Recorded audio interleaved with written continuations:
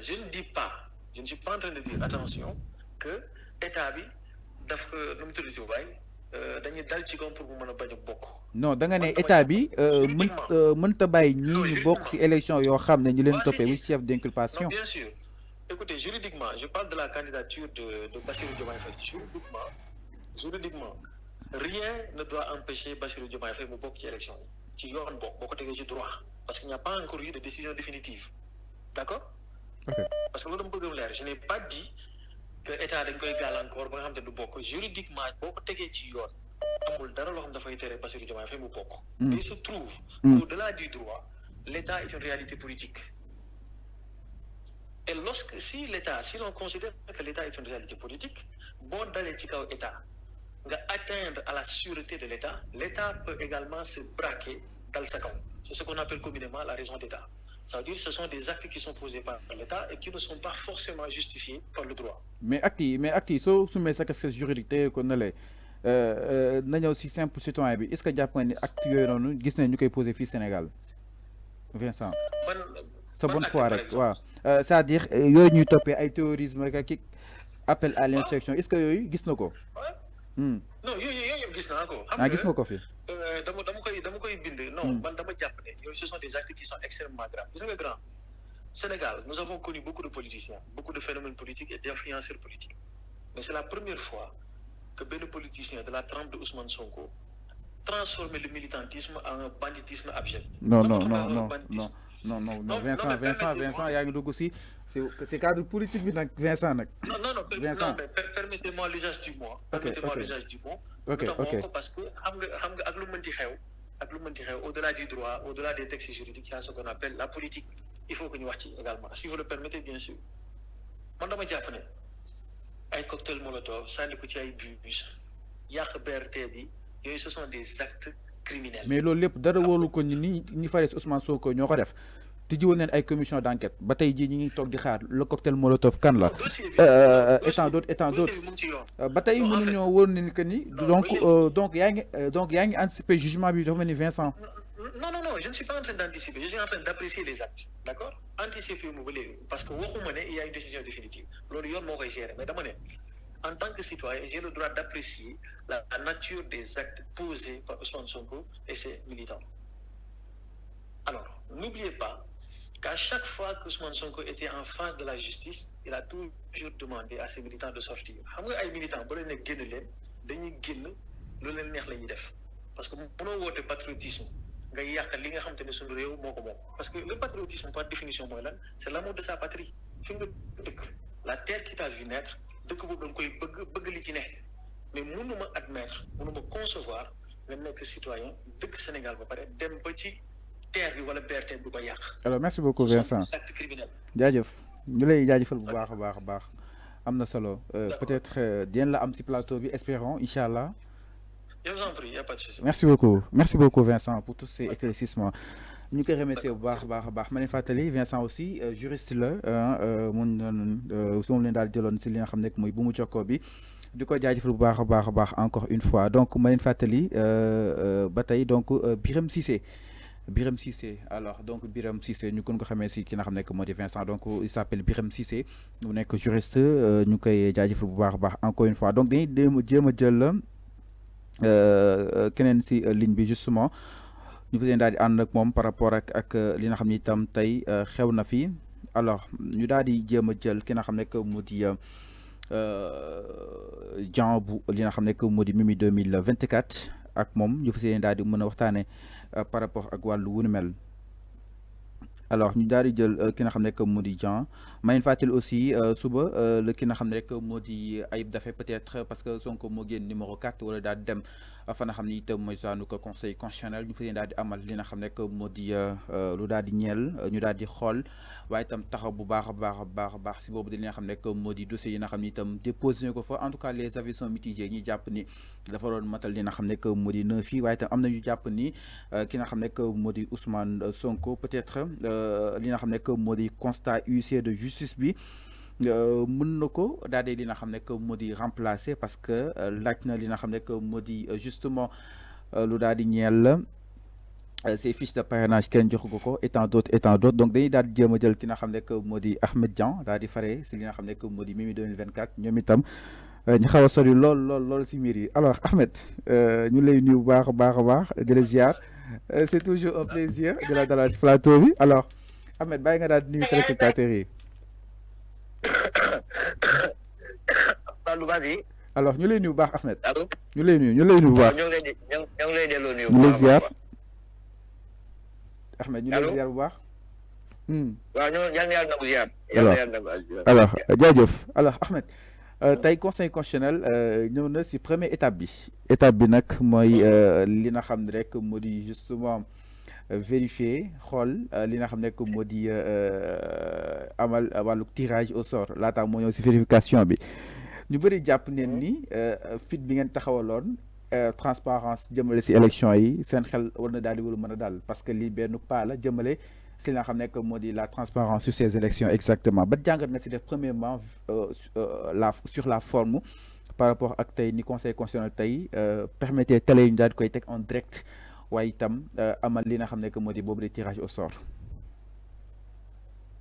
waaw jërëjëf Fallou ñoo ngi lay nuyu bu baax mais loolu dañuy sant yàlla. c'est encore loolu tam nekkaat na acquis bu bees. un acquis démocratique boo xam ni dañ ko am. grâce à la mobilisation citoyenne, grâce à la mobilisation de tous les médias, la société civile. Oui, loolu tey moo indi un nouveau acquis démocratique. boo xam ne il faut s'en féliciter. ñaan yàlla mu gën a xuur. parce que tey quand même quoi qu'on dise il y a un conseil constitutionnel ni ko gars yi ubbee indi les huissiers les notaires amener les candidats ñu ko toog devant tout le monde. wax la presse kay filmé. c'est vrai que c'est un bon signal. C'est un bon signal avec une volonté de transparence. Il faut s'en féliciter. Et je pense que nous demain, ça s'est bien passé.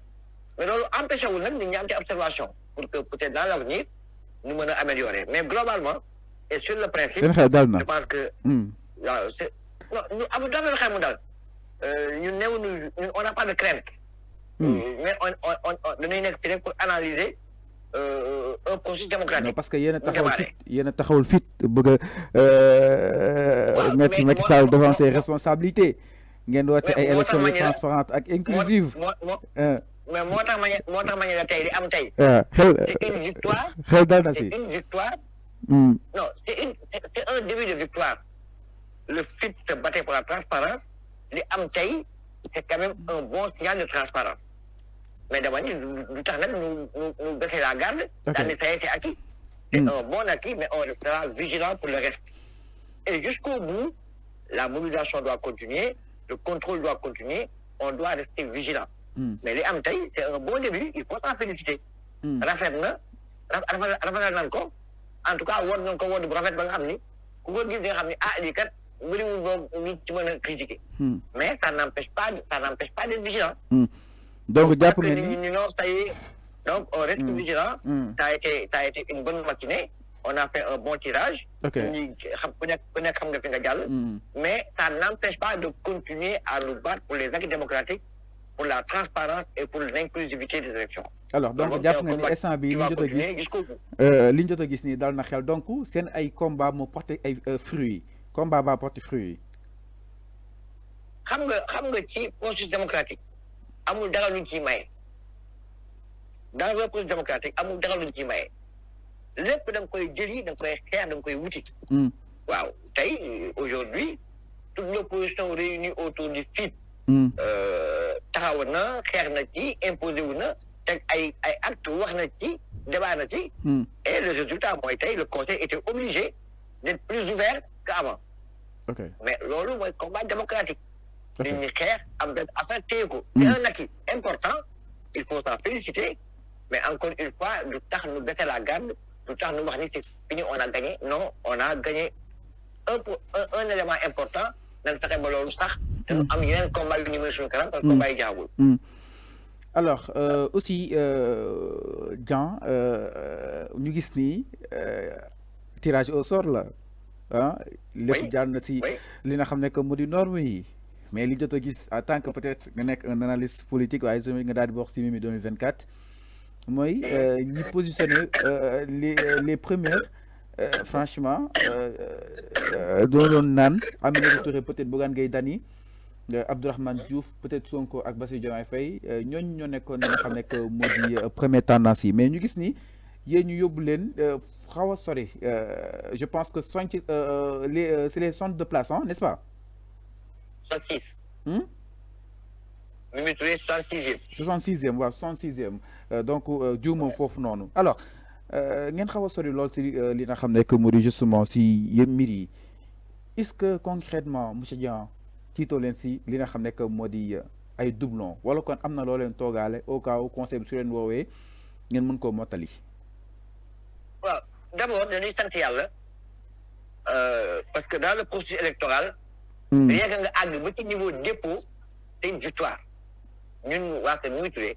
dañ jàpp ne suñu yàlla dimbalee ba ñu àgg ci niveau dépôt mu déposer en bonne et due forme dañ jàpp ne ñun c'est une première victoire premièrement. mooy seen première victoire deuxièmement on ne peut pas contester le tirage au sort parce que c'est quand même des règles du jeu. non dégg nga mu ne la kay tirage bi moom macha allah yéen amoon na loo leen si wax yéen opposition bi. on ne peut pas le contester. amoon na loo leen si wax kay amoon na loo leen si wax. Voilà. C'est passé. Et puis maintenant, place que tu occupes, ça ne nous inquiète pas. Parce qu'au-delà de la place que tu occupes, la qualité de travail que nous avons fait. Et nous, on est confiants, on est sûr que tout fait qu'il y a qualité de travail, oui, moi, déterminer la performance. Même s'il y a 95 devant nous, pour nous, on est confiants et c'est vrai qu'on n'aura pas de doublons qui vont nous barrer. Surtout que les grands partis, ils ont créé un doublon. Par exemple, qui a montré 3 millions de parrains. De parrains. Il y a eu déposé. Des dépôts élus. Donc, au niveau des citoyens, les grands partis qui avaient fait des razzias de 11 millions de dépôts, déposez-vous. Donc, les risques de doublon, les wagneku. Parce que pour l'on non, ñoom Boubacar Camara jiitu nañ leen ñoom Abdourahmane Diouf jiitu nañ leen ñoom Cheikh Tidiane Dièye ñoom tamit Déthié Fall étant d'autres mais ay grosses postures mais ñoo xam ne sont des grosses postures. La qualité de travail que nous avons fait sur le parrainage, nous restons confiants, sereins et sûrs de pouvoir passer l'étape du parrainage. Par contre, l'un n'a pas quoi, mais l'autre, qui dafay nekk ci analyse de démocratie. Xam nga ce qui est dommage.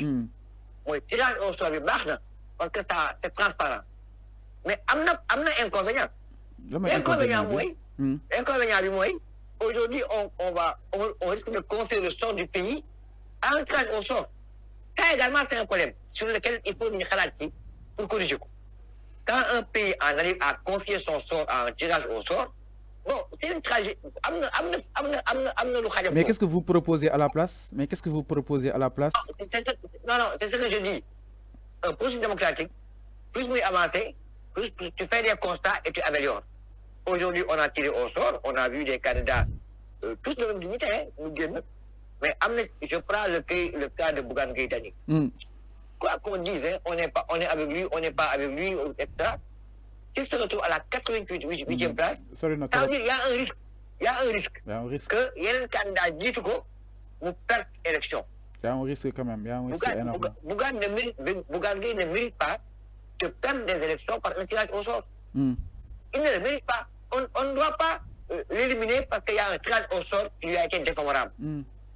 Comme l'a dit, il faut aussi que nous xalaat aujourd'hui qui nous parfairait le système du parrainage, améliorer ko ba nga xam ni la notion de aléatoire. Mais qu'est-ce que vous proposez à la place? Mais monsieur Dieng, yéen ak Bougane Gueye Dany ak Aminata Touré peut-être ak Cheikh Tidiane Déthié Fall da ngeen nekkoon ak Abdourahmane Diouf da ngeen nekkoon li nga xam ne que moo di les principaux opposants tey tur yu bëri tax tey ñëw na sénégalais kenn xamu leen ñi leen xam peut-être bëriwuñu étant d'autres jiitu nañ leen donc à la place qu'est-ce que vous proposez peut-être pour ñu war a mën a yegg si bañ a yegg si tirage au sort bi. Non, c'est ça loolu laa wax dama ne. aw ma solution. mais amoo solution donc li fi nekk donc on est obligé. Non, attends bul ma lag. Allez-y. Faut quand même que nga bàyyi nit ñi wax parce que damay bañ nga jaxase samay wax damay gàtt. aw ma solution clé en main nii mais dama ni. à la réflexion il faut nit ñi xalaat ni que prochainement. le tirage au sort on doit l'encadrer. pour ne pas défavoriser des candidats sérieux, des potentiels candidats au Sénégal, qui vont être éliminés parce que simplement on a tiré au sort. Et on ne peut pas, il faut éviter dans un pays d'éliminer des candidats sûrs parce qu'on a joué à des aléatoires. Tirage au sort, c'est une question aléatoire. Maintenant, je n'ai pas dit que Bahoul, parce que les règles du jeu, on l'a accepté, mais il faut travailler à l'améliorer. Aujourd'hui, je vois il va falloir une chance pour en sortir. Voilà, Bougane Gueye-Dany. Pape Djibril Fall. Pape Djibril Fall, qui se trouve à la 50e place. Franchement, des gens qui historiquement sont quand même connus dans le pays. Connus, et puis Bassirou Diomaye Faye, 73e place. Bassirou Diomaye Faye aussi. À cause des coûts de loterie, c'est quand même pas bien. Maintenant, on ne peut pas le contester parce que simplement on l'avait accepté au départ. Mais il faut le constater pour qu'on l'aurait amélioré. Un pays, on ne le confie pas à un tirage au sort. Un pays, on ne le gère pas à la loterie. Donc, la tirage au sort.